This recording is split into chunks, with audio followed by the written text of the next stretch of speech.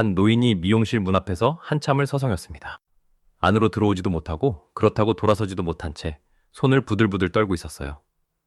밖은 추웠고 그 손은 이미 여러 곳에서 거절을 당하고 온 손이었습니다. 원장이 나가보니 어르신은 이렇게 물었습니다. 예약을 안 했는데 머리 못하죠?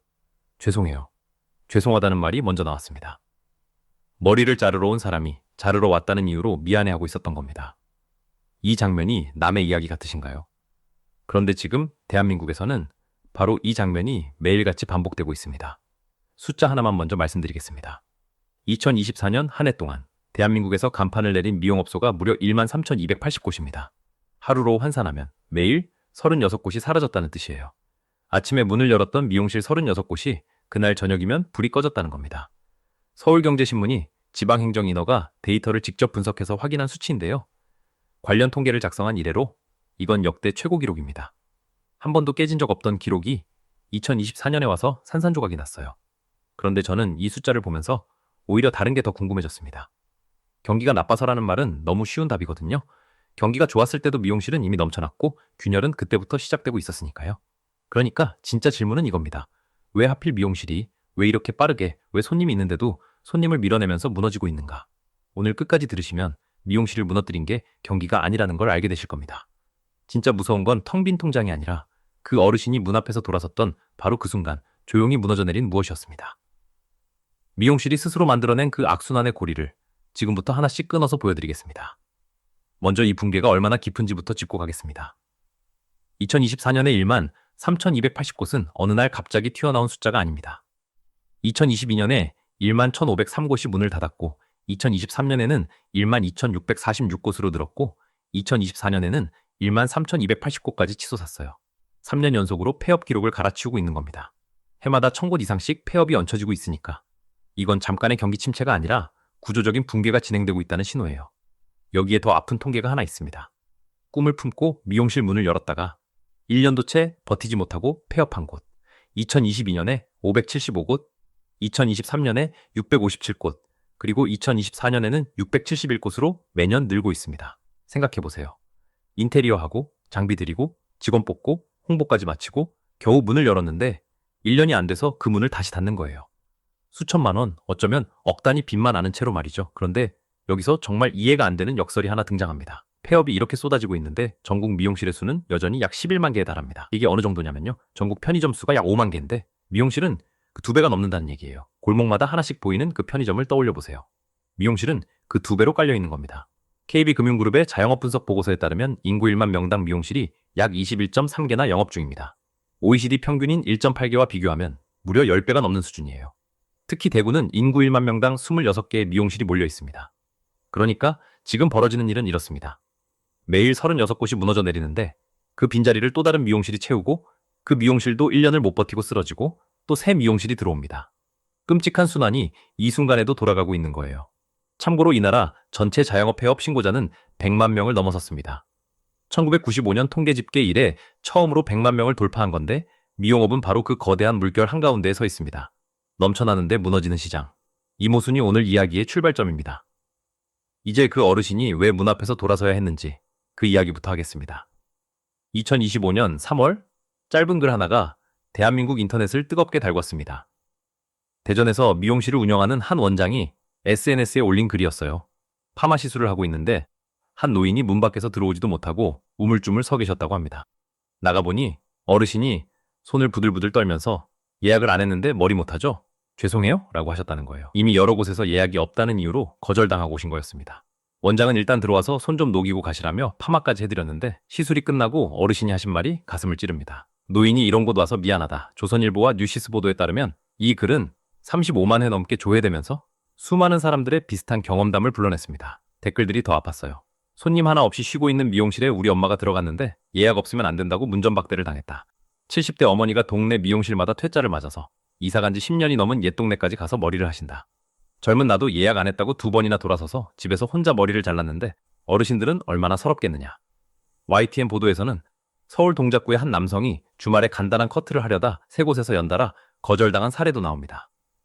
파마도 아닌 남자 커트였고 기다리겠다고까지 했는데도 안 된다는 말만 들었다고 해요. 그러면 대체 언제부터 동네 미용실이 이렇게 된 걸까요? 원래 예약제는 압구정이나 강남 같은 유명 미용실의 전유물이었습니다. 2000년대 초반 홍대나 이대 근처의 1인 미용실이 예약제로 운영되는 정도가 예외적인 사례였을 뿐, 대다수 동네 미용실은 그냥 가면 되는 곳이었어요. 그런데 2021년 코로나가 모든 걸 바꿔버렸습니다. 방역당국이 전국 17만 개에 달하는 미용업장에 동선이 겹치지 않도록 예약제 운영을 권고했고, 한학회지 연구에 따르면 2020년 이후 예약제로 운영하는 미용실이 50% 이상으로 급증했어요. 문제는 코로나가 끝났는데도 이 예약 문화가 그대로 굳어져 버렸다는 겁니다. 물론 예약제 자체가 잘못이라는 건 아닙니다. 1인 미용실이나 공유 미용실처럼 한 번에 여러 손님을 받을 수 없는 구조에서는 일정 관리를 위한 예약이 불가피하죠. 연남동의 한 원장은 인터뷰에서 하염없이 손님을 기다리기보다 디자인 연구를 할 시간을 확보할 수 있고 손님 불만도 적다고 말했습니다. 노쇼를 막아야 한다는 업계의 고충도 이해가 됩니다. 하지만 문제는 운영 방식이에요. 텅 빈 미용실에서 15분이면 끝나는 간단한 커트를 예약이 없다는 이유 하나로 돌려보내는 건 고객 관리가 아니라 고객 방치입니다. 예약 가능한 시간을 안내해주거나 전화 예약이라도 잡아줄 수 있는데 그냥 안 된다는 한마디로 끝내버리는 거예요. 한 소비자학과 교수는 이 문제를 디지털 소외의 관점에서 짚었습니다. 스마트폰 앱으로 예약하는 게 당연한 세대에게는 간단한 일이지만 그 앱 자체를 다룰 줄 모르는 어르신들에게는 미용실 문턱이 거대한 장벽이 되어버린 거라고요. 단골을 지키려고 도입한 시스템이 오히려 단골을 문 밖으로 내쫓고 있는 겁니다. 예약의 벽을 넘어 겨우 자리에 앉았다고 해도 손님 앞에는 또 하나의 불안이 기다리고 있습니다.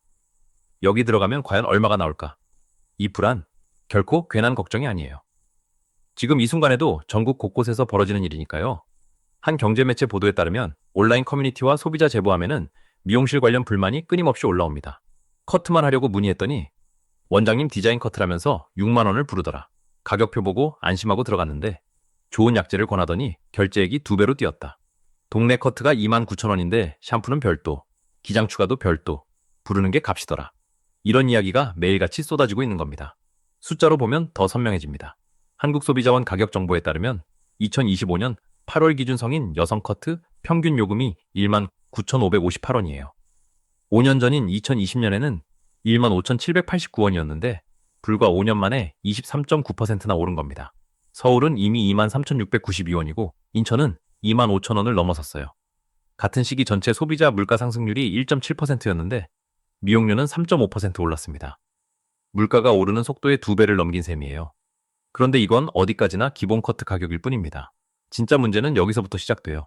기본 가격에 줄줄이 붙는 추가 항목이 소비자의 지갑을 조용히 열어젖히거든요. 샴푸 별도, 기장이 길면 추가, 수치 많으면 또 추가, 디자인 컷이면 별도, 약재 업그레이드하면 또 추가. 심지어 한방송 보도에서는 모발이 손상됐다는 이유로 추가 비용을 요구하는 곳까지 나왔습니다. 소비자 입장에서 최종 결제 금액은 완전히 예측 불가능한 거예요. 커트 하나 하러 갔을 뿐인데 마치 뚜껑을 열어봐야 아는 복권 같은 겁니다. 다만 이 복권은 당첨이 아니라 바가지를 긁히는 쪽이죠. 가격표에 적힌 금액을 보고 안심하고 들어갔는데 나올 때는 전혀 다른 숫자가 찍힌 영수증을 손에 쥐게 되는 겁니다. 그러면 나라가 이걸 그냥 두고 받느냐? 그렇지 않습니다. 정부는 2013년부터 5개 가격 표시제라는 걸 시행하고 있어요. 미용실 외부에 서비스 가격을 의무적으로 붙여놓으라는 제도입니다. 손님이 들어가기 전에 얼마인지 알 수 있게 하자는 취지죠. 그런데 현장은 어땠을까요? 대전 충남소비자연맹이 2024년 5월부터 10월까지 대전 지역 미용업소 120곳을 직접 조사했는데 결과가 충격적이었습니다. 조사 대상의 10.8%는 가격표 자체를 아예 붙여놓지 않았어요. 가격표를 붙인 곳 중에서도 37.4%가 기장이나 디자이너 등급, 사용 제품에 따른 가격 차이를 전혀 표시하지 않았습니다. 제도가 시행된 지 11년이 넘었는데도 현장에서는 사실상 무용지물이었던 거예요. 한 소비자학과 명예교수도 이 제도가 사실상 실효성이 없다고 단도직입적으로 지적했습니다. 자, 여기서 조금 물러서서 생각해 보겠습니다. 물론 업계에도 사정은 있어요. 인천의 한 원장은 인터뷰에서 인건비만 매출의 절반을 차지하고 임대료까지 감안하면 남는 게 없다고 하소연했습니다. 서울의 한 원장은 긴 머리를 짧게 바꾸는 시술은 시간이 2배 이상 걸리고 약재도 2통을 써야 하니 같은 가격을 받는 게 오히려 불공평하다고 반박했어요. 일리가 있는 말입니다. 인건비, 임대료, 재료비가 전부 올랐으니 가격 인상 자체는 이해할 수 있어요. 하지만 핵심은 거기에 있지 않습니다. 문제는 가격을 올린 게 아니라 그 가격을 소비자에게 제대로 알려주지 않는다는 데 있어요.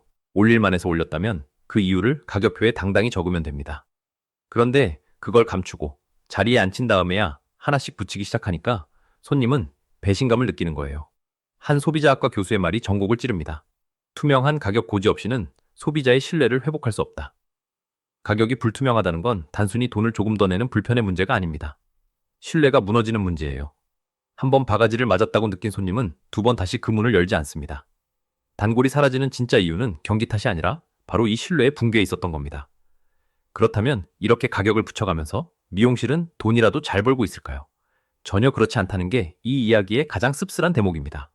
KB금융그룹의 자영업 분석 보고서에 따르면 전국 11만 개 미용실 중 무려 67%가 연매출 5천만 원 미만의 영세 사업장이에요. 10곳 중 7곳입니다. 연매출 5천만 원이면 한 달에 약 420만 원 정도인데 여기서 임대료 빼고 재료비 빼고 공과금 빼면 실제로 원장 손에 남는 돈은 최저임금에도 못 미치는 경우가 허다합니다. 하루 종일 서서 손님을 받고 약품 냄새를 맡고 밤늦게 문을 닫아도 손에 쥐는 건 아르바이트만도 못한 경우가 있다는 거예요. 한 지역 보도에서도 소상공인 조사 결과 미용업 종사자의 40%가 인건비 상승에 따른 비용 부담을 가장 큰 요인으로 꼽았습니다. 고용계획에서도 인원을 줄이거나 현 수준을 유지하겠다는 비중이 66%를 넘었어요. 사람을 더 쓸 여력 자체가 없다는 뜻입니다. 결국 업계는 양극화의 길로 치닫고 있습니다. 같은 상권 안에서 8,000원짜리 저가, 커트숍과 4만에서 5만원대 프리미엄 살롱이 나란히 공존하는 구조가 이미 자리 잡았어요. 강남이나 성수, 홍대의 프리미엄 살롱은 인플루언서 디자이너를 앞세워 두피 진단과 스타일 상담, 홈케어 제품 추천까지 패키지로 묶은 고가 전략으로 살아남고 있습니다. 그리고 반대편에는 8,000원 커트로 손님을 최대한 빨리 회전시켜 버티는 저가 매장이 있어요. 문제는 그 사이입니다. 15,000원에서 2만원대. 그러니까 우리 동네에 늘 있던 평범한 미용실. 특별히 싸지도 않고 특별히 고급스럽지도 않은 그 중간지대가 갈 곳을 잃어가고 있어요. 그리고 바로 그 평범한 미용실들이 지금 이 순간에도 하나둘 불을 끄고 있는 겁니다. 매일 사라지는 36곳의 대부분이 바로 이 중간에 있던 우리 동네 미용실이에요. 그러면 미용실을 떠난 손님들은 다 어디로 갔을까요? 여기에 이 이야기에 진짜 반전이 있습니다. 손님들은 옆 미용실로 간 게 아니에요. 아예 미용실이라는 시장 자체를 떠나버렸습니다. 그들이 향한 곳은 놀랍게도 다이소와 유튜브였어요. 서울경제 보도에 따르면 다이소의 2025년 9월 초 헤어 가위 매출이 전년 같은 기간보다 6% 늘었고 염색약 매출은 무려 20%나 급증했습니다. 다이소에서는 3,000원에서 5,000원이면 헤어 가위를 살 수 있어요. 미용실에서 파마 한 번에 10만원, 20만원이 훌쩍 넘는 세상에서 5,000원짜리 셀프 다운펌이 가성비 최고라는 후기를 달고 날개 돋친 듯 팔리는 겁니다. 한대형 헬스앤뷰티 매장도 염색과 펌 제품만 160여 종을 팔면서 이 수요를 빨아들이고 있어요. 유튜브와 인스타그램에서는 또 어떻습니까? 남자 셀프 이발법, 바리캉으로 셀프 커트하는 법, 셀프 레이어드 컷 같은 영상들이 수백만 조회수를 찍으며 하나의 문화가 되어가고 있습니다. 예전엔 셀프 미용이라고 하면 기껏해야 앞머리나 다듬는 거 아니냐는 인식이 강했는데 지금은 단계별로 자르는 법부터 실패하지 않는 요령까지 초보자도 따라할 수 있는 콘텐츠가 넘쳐나요. 그러면서 아예 미용실 자체를 가지 않는 사람들이 빠르게 늘고 있습니다. 이건 단순한 유행이 아닙니다. 한 경영연구원에 따르면 국내 뷰티 디바이스 시장은 2018년 5천억 원에서 2022년 1조 6천억 원으로 3배 이상 폭증했고 2030년에는 3조 4천억 원을 넘어설 것으로 전망됩니다. 소비자들이 미용실에 가는 대신 집에서 직접 관리하는 시대가 본격적으로 열리고 있다는 뜻이에요. 미용실 입장에서 이건 차원이 다른 위기입니다. 고객을 경쟁 미용실에 빼앗기는 거라면 서비스를 고치고 가격을 손보면 돌아올 여지가 있어요. 그런데 지금은 고객이 시장 밖으로 아예 이탈해버리는 겁니다. 돌아올 문 자체가 닫히고 있는 거예요. 예약의 벽에 부딪히고 가격에 배신당한 손님이 조용히 가위를 사들고 집으로 돌아가고 있습니다. 그리고 그 손님은 웬만해선 다시 미용실 문을 밀지 않습니다. 이제 처음의 질문으로 돌아가겠습니다. 왜 미용실은 무너지고 있는가? 지금까지의 이야기를 하나로 꿰면 답은 분명해집니다. 진입장벽이 낮으니 매장은 쉴 새 없이 늘어나고 경쟁이 치열해지니 기본 가격은 낮게 걸어두고 뒤에서 추가 요금으로 벌충합니다. 그 과정에서 손님은 가격에 배신당하고 예약의 벽에 막히고 결국 미용실 문을 등지게 돼요. 가격 불투명, 예약 장벽, 고객 이탈, 과포화 경쟁. 이 네 개의 고리가 서로의 꼬리를 물면서 산업 전체를 조이고 있는 겁니다. 그러니까 미용실을 무너뜨린 건 경기가 아니었습니다. 손님과의 신뢰가 무너진 거예요. 그리고 그 신뢰를 무너뜨린 건 다름 아닌 미용실 스스로였습니다. 텅 빈 가게에서 어르신을 돌려보낸 것도, 커트 하나에 예상 못한 요금을 붙인 것도, 가격표를 감춘 것도 전부 밖에서 온 위기가 아니라 안에서 시작된 균열이었으니까요. 그래서 답도 안에 있습니다. 미용실이 다시 손님을 불러들이려면 손님을 시스템 밖으로 내치는 게 아니라 시스템 안으로 품는 구조를 만들어야 해요. 가격표에 적힌 금액이 곧 내가 낼 금액이라는 믿음. 예약 없이 가도 최소한 안내는 받을 수 있다는 안심. 그리고 내 머리를 맡길 만하다는 신뢰. 이 기본적인 세 가지를 되찾는 곳만이 이 악순환에서 빠져나올 수 있습니다. 저는 이 이야기를 준비하면서 한 가지 생각이 머리를 떠나지 않았습니다. 미용실은 원래 동네에서 가장 편한 공간이었어요. 예약 없이 걸어 들어가 오셨어요. 한마디에 자리에 앉고 이런저런 수다를 떨다 보면 어느새 머리가 완성되던 곳. 그리고 내 머리를 맡길 만하다는 신뢰. 이 기본적인 세 가지를 되찾는 곳만이 이 악순환에서 빠져나올 수 있습니다. 저는 이 이야기를 준비하면서 한 가지 생각이 머리를 떠나지 않았습니다. 미용실은 원래 동네에서 가장 편한 공간이었어요. 예약 없이 걸어 들어가 오셨어요. 한마디에 자리에 앉고 그런데 지금은 가격도 모르고 예약도 못하고 들어가도 쫓겨나는 곳이 되어버렸습니다. 문 앞에서 손을 떨던 그 어르신이 죄송하다는 말을 먼저 꺼내야 하는 곳이 된 거예요. 지금 이 고리를 먼저 끊는 미용실만이 살아남을 겁니다. 끊지 못하는 곳은 내일 사라질 36곳 중 하나가 될 수밖에 없어요. 결국 미용실을 살리는 건 화려한 인테리어도 값비싼 약재도 아닙니다. 문을 열고 들어온 사람을 있는 그대로 맞아주는 그 한마디. 오셨어요. 어쩌면 그 짧은 인사 안에 무너진 신뢰를 다시 세울 마지막 열쇠가 있는지도 모릅니다. 오늘의 이야기는 여기까지입니다.